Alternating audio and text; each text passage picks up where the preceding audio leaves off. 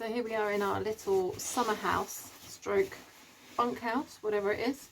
Just packing up our things. We slept on the floor there on the cushions. There were a lot of scratching noises in the night, which kept waking me up and freaking me out. It rained a bit, but I had this feeling that was a small animal kind of nibbling on things in the background. It's such a weird place. Like, the facilities are really dirty here, like filthy dirty. Like, they haven't been cleaned in weeks. There's no soap, there's no toilet paper, and it's the most expensive campsite that I've been in this summer, and that's saying something after 5 weeks of sleeping in a different place every night. It's £12 a night here, can you believe? It's a bit sad though, because you get the impression that once upon a time it was actually a really nice place. They've got all the facilities like in place. They've got like pretty garden, just needs tidying up, and everything just needs effort, you know, like a lot of cleaning and sort of restoring and renovating. So, bit of a shame, but we had a good night of sleep, more or less, I guess. I think Paul slept better than me, didn't you? Yeah, really good sleep actually. Yeah, so that's something. And now it's quite early and we don't have to pack away a wet tent, so that's a bit of a plus as well. So it's about 7:30. We're going to try and get going quite quickly. And today is a 15-miler from here, which is just before Ennerdale, and we're going to Borrowdale or thereabouts today. That's the plan. All the horses coming in on their own from the field to have their breakfast. They're all queuing up in the barn. I think these are the same horses we saw out yesterday that were being all curious. It's kind of cute, isn't it? Oh god. There's a lot of dogs barking out here. So I'm going in with Paul because I'm a little bit scared of dogs. And there's a random collie that just keeps going on barking everywhere. So this is their kitchen area. Again, not very clean. But you can imagine that it would have been really nice one day, because they've got a fridge, they've got like laundry stuff.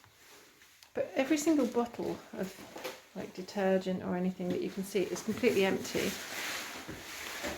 And it just smells like urine in here, which is a bit of a shame.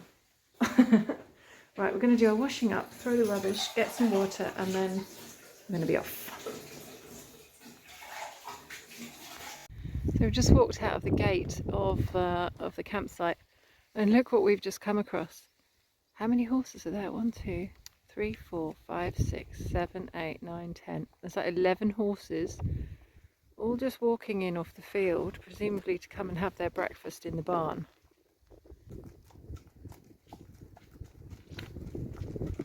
That's quite cute, isn't it? I think they've got like a riding school here as well. It's quite windy already again here.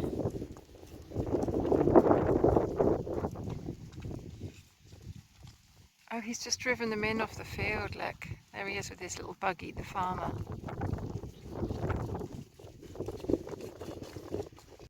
We've just been walking down the road and we've come across the Fox and Hounds, which is the pub that we would have stayed in last night if we carried on walking. And next door to it there's a nice little cafe, so we're hoping to get a coffee. I think it opens in about 5 minutes. Oh, maybe it's open now. Just put the open sign. She didn't look very smiley, did she? No, she's like, I've got customers already. Yeah, I'm not ready yet. Okay, well, should we give her a minute or should we just go there? Let's just go there.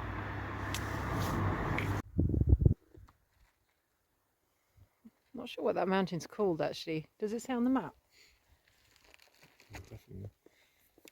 The road is just on the other side of this hedge. We're following this path. It's much nicer than going actually on the road. So let me just show you the map here. Alright, so we're up here somewhere. We are, yeah, which is just inside. You see the pink line that's above it, that's the marker to show that we're inside the Lake District. And we've just gone through Ennerdale Bridge, which is where we had our coffee. So now we're heading east and we're going to go walking around the lake there. But now the farmer told us to go to the north and the actual route goes south. So we've got this dilemma. He said the route north was shorter, but looking at that, it doesn't look shorter, does it? So I think we're going to make a decision when we get to the corner of the lake. So that might be Lank Rig or It's a heck barley grike. Grike. Crag Fellers later on. Yeah, so these mountains are that set across there. I think that's heck barley what we're looking at. Could be heck barley. There you go, guys. Heck barley. We're going to go with heck barley. It's quite cloudy up high. Hoping that's going to dissolve later so we get some views when we go up high. Right. So this corner point here, the map actually showed us to go the other way, but we decided to listen to the farmer and go the north route around the lake, mainly based on me thinking that if we look at the Ordnance Survey map, there's a lot of picnic tables and a viewpoint on the other side, and on this side there's nothing. And also the farmer told us that it washed out were his words, I think, weren't they, Paul? Not washed away, washed out, he says. Yeah. So what does that mean? Does that mean it's the path is a bit dodgy? But he said the path on the other side is better. Plus, all the mountainy bits are on the south side. So if you're on the north side, you can look over the lake at the mountains. So we're taking this sort of shortcut, which cuts off the corner to the first point and takes us directly to a path that goes around the north of Ennerdale Lake, basically, or Ennerdale Water, as they seem to put it on the signpost here. So we'll see if we've made a good decision. Hopefully, yes. I think it'll be all right. I mean, this path is pretty good at the moment, nicely made up, and we get to go through a little forest now, or a wood maybe, a few trees. Ah, look, that's where that other path would have come out. We were debating whether to go down this path on the other end, but that must be the same one, mustn't it? Looks like it to me. Would have been better. Yeah. It would have been better because we've just been walking along the road. But unfortunately it's so new it didn't show up on the Ordnance Survey map. So if you're coming, you can take that path, guys. Little note.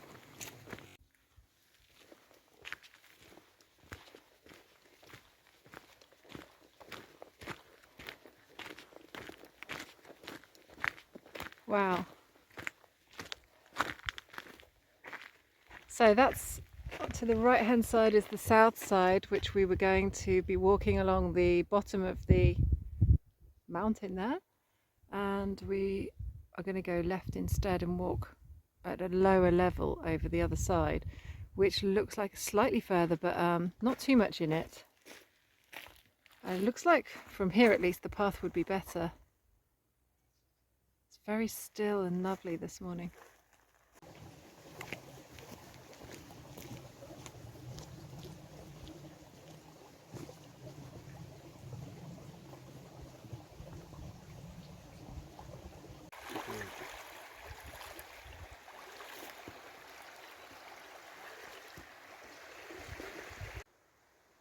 So the cloud has descended so that we can't actually see the peaks on the other side, but that's Cragfell, and we're actually pretty happy we came this side. The walking's easy. We are probably about halfway around the lake now, I think, and we're looking for a picnic spot. There's 2 more picnic spots, so we're going to stop on the second one, which is kind of at the end of the lake, and then the lake part will be over. So here we are, we're almost at the end of the lake now. We can just see the end beyond the trees there. There's this little picnic spot which is under the trees, which is good because there's this little itty bitty spitty rain. You don't notice, but it actually gets quite wet after an hour or 2 of walking in it. So, but we're going to stop here. I got a sandwich from that cafe earlier, and Paul's got his pie that he bought yesterday. Have a little break because it's now just gone 12. This is a perfect little spot. Look at the view. Lovely. That's the end of the lake. So this is the lunch setup. My box of sandwiches. We put crisps on it, which are now a little bit soggy, I've got to say.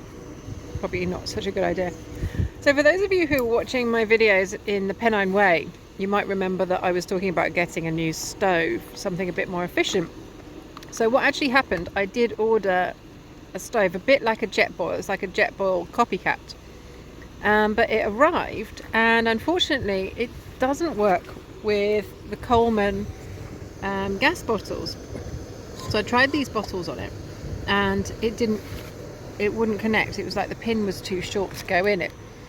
So then we tried to find a gas bottle that was suitable, and I did a quick weigh test with my system here, which is this Stanley pot. It has an insert normally, but I don't use the insert, I just took it out. You can kind of use the insert like a soup pot or a mug or something like that. But that, my setup without it, plus my just cheap go outdoors burner, which cost me £5, doesn't protect itself from the wind or anything, and the gas bottle and everything, it actually weighed slightly less than the brew kit setup, which was a bit disappointing to me because everything in that setup seems a lot lighter. So in the end I had to make a choice, and because of the problem getting the right gas bottle, I decided to go with my previous setup, which works fine, to be honest, and it'll get us through the trip fine. So when I get back home, I've got to make a decision whether I send the Alp kit back or whether I continue with it and just try to find a gas bottle that actually works. It's supposed to boil the water quicker and be efficient and all this, but I don't know, jury's still out on that, so I'll let you know. Alright, I'm just going to show you on the map where we are now and where we're going. So this is the picnic spot that we stopped at for our lunch. So we did the north side of Ennerdale Water instead of the south side. So we join up again with the actual route very shortly. Big dog racing by. And then there's this alternative route that goes high, but because we've got misty clouds, we're going to stay low and go through the forest area. And we're going to follow this. There's this dog racing around. Look. Then we're going to follow this one down. Then it goes. It has this huge climb that goes basically brandreth. It's like walking up a ladder. This section. Get to the point, the highest point, and then come down all the contours again. Continue on. There's the first youth hostel there.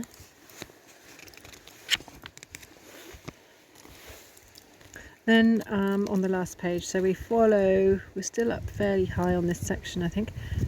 We go to a place called Seatoller, and I was looking at the campsite that's just here. So they said to email, so I've sent them an email waiting for a response back, but there's no reception now to actually check if we've got a spot. But there's a place there. If not, then there's another one here apparently. And if we want to go a bit further, there's another place down here.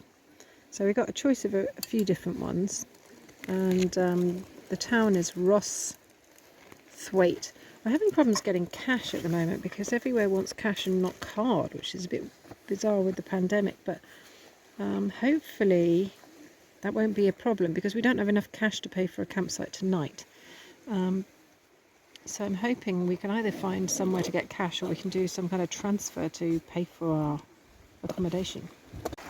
This is the River Lisa. We've been following it along that way where we've just come from. So this is actually where it joins up with the south side. So we would have come from down there and crossed over here to carry on up there.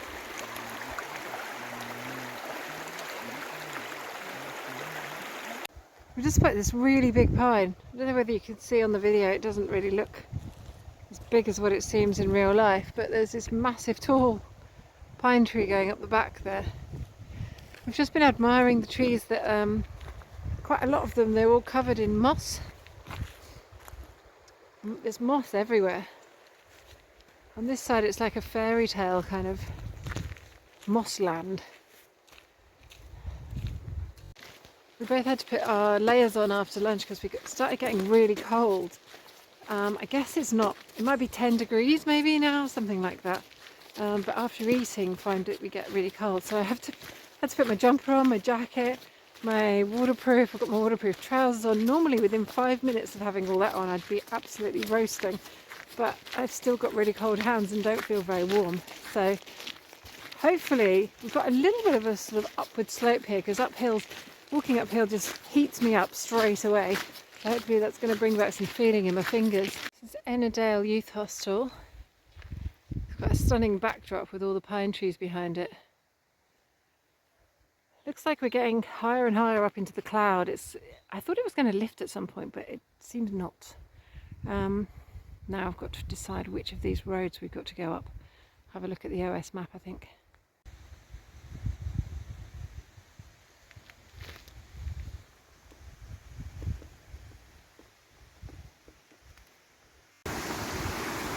It's like an underground stream here. It's popping over. I think there's some kind of waterfalls up here, but we just can't see them because they're behind the trees.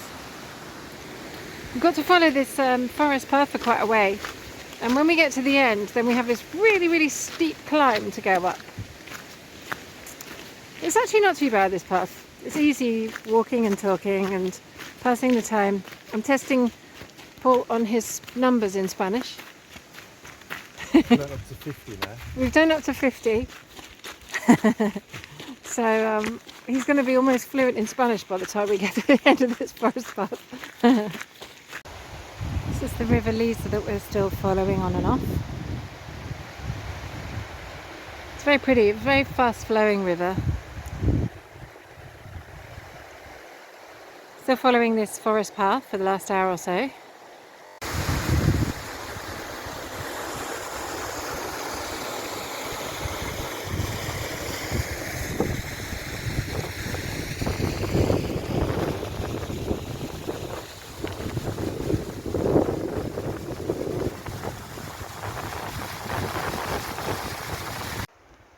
There's a waterfall going down this mountain. I've had to really zoom the camera in to show it to you.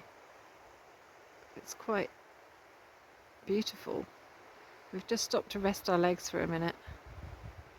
Got this very nice view to look at. We thought the cloud was clearing off the tops a little bit, but it sort of comes and goes. It's a bit windier now. Still following the forest path. It's a really interesting little path that goes up into the forest here. It's dark. We're not going that way though. We're following this muddy forest path. I think we're supposed to be on it for another 2 kilometres or something. It's just going on and on and on and on and on and on. I think we're getting close to the end of the forest path. Got this amazing view coming to the end of the Borrowdale Valley. We have to continue through this gate. The tops of the mountains are still, as you can see, in cloud, and I think that one in front of us, at the end we've got to climb up. They look kind of soft and velvety from here though. It's lovely.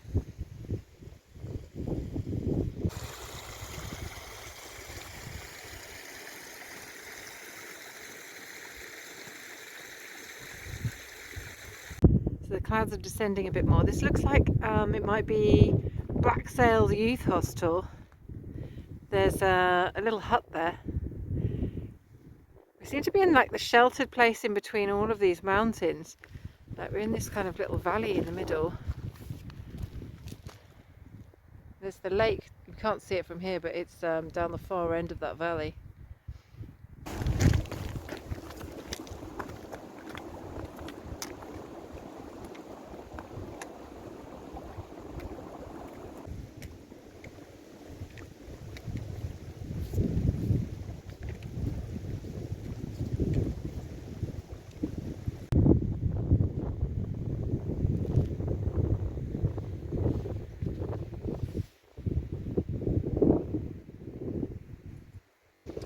Just forgot his poles, so we had to go all the way back to the hut to go and get them.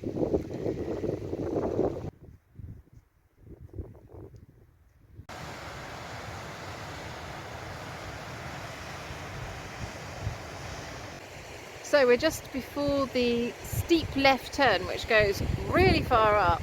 We're going to follow this, and then in between those mountain bits there's another stream coming down which is called Loft Beck. And we have to cross over that and basically follow it up, and it's going to be extremely steep looking at the contour lines on the map.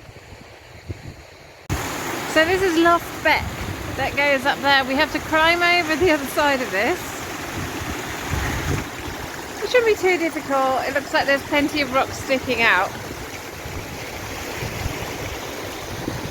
Paul's ready, aren't you? So there's actually steps to climb up on this section because it's so steep. Gosh, so we have to go, I think we're going up to something like 650 meters in total. Wow, can't actually see the top. It's quite a big climb. Starting to disappear into the cloud now. It's getting very hazy up here.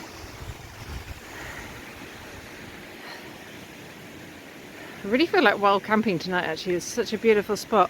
Plenty of water obviously. If we can find a nice space later on, I'm going to suggest it to Paul and see what he thinks. I think we need to get the climb out of the way first though. See what's on the other side. So we made it to the top of the Loft Beck. And now we're in cloud. But we have to do a sort of right hand turn. We just came from down that way. And now we have to head up into that cloud behind me there. So we're following along and trying to follow the cairns. It's a bit windy again up here. Cairns and our maps. When we've come across one cairn, then just when we get up to it, we can just about see the next cairn. As you can see, it's still in the cloud. We have to stay on this contour line for probably another kilometre or so before we start descending. But it gets very cold if you stand still, so we're trying to keep moving. It's now probably about 5:30 in the afternoon as well. So the temperatures are starting to drop a little bit. Paul's just gone to get some more water from the stream because we think we're probably going to wild camp and there won't be any more streams. We're going to have to stop and have a little snack as well. Can't wait to get off here actually. It's kind of grim. It's a bit cold. I'm really damp from climbing up the steep climb, all sweaty, but also damp from the cloud and mist in the air. We're covered in rain droplets from it. So we're going to have like a mega quick stop where we just fuel up a little bit, get a bit more sugar in us to carry on, and then try and get down basically as quickly as we can to some kind of height where it's a little bit warmer. So we come down a little bit. We're now following this disused tramway, just straight down the hill, except it's not incredibly steep by the looks of it. Can't really see what's around us at all, apart from some sheep there. There's just nothing to be seen. There's probably some incredible view here if you actually get it in nice weather.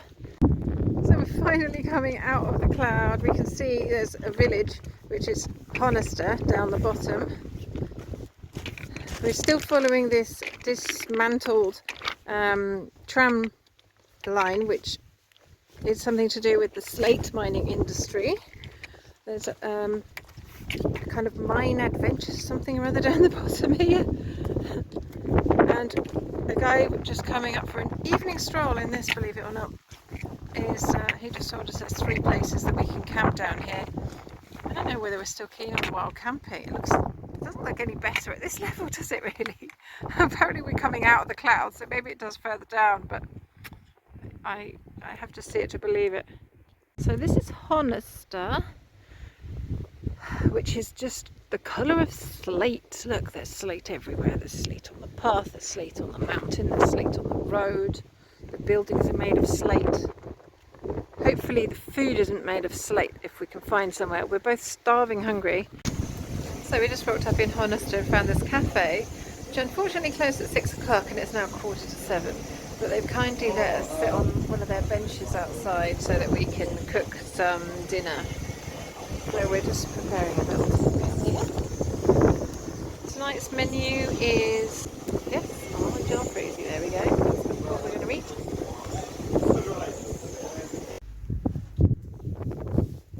So just looking at this map here, and where we are is Honister slate mine map. So this is where they do the tours from this cafe that's now closed, where we just ate our dinner. But if you look around, there's all these kind of ornaments over there. There's a cyclist, and there's a little tiny house, and over there there's like people ornaments, figures. there's also a bird on monument sort of around the corner there. We're just looking because we actually probably, if it wasn't so cloudy, would have been able to see Stafford Pike today, which is I'm a little bit gutted about. So what the plan is, we've got to try get to, I suppose this one is Rothwaite, which is sort of Borrowdale area as well.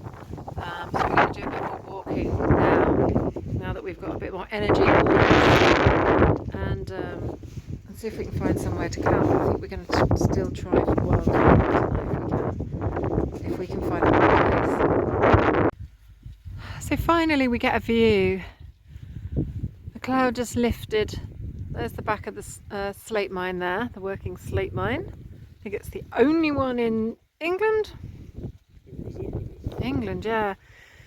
So we're going to head down here. We've got to basically follow that little road that you can see. The path takes us sort of on and off the road, but we might just stay on the road because it's late. And we've been walking for about 12 hours. And we're tired. So we need to get to basically Rothwaite, which I suppose is another hour's walk, could it be? Yeah. Something like that, yeah. So it would be quicker if we just stay on the road and kind of march it out, really. Okay, so it's 8:30 now, and we decided we're going to wild camp in this spot up the hill. So it's just after sunset. Got a nice view down there.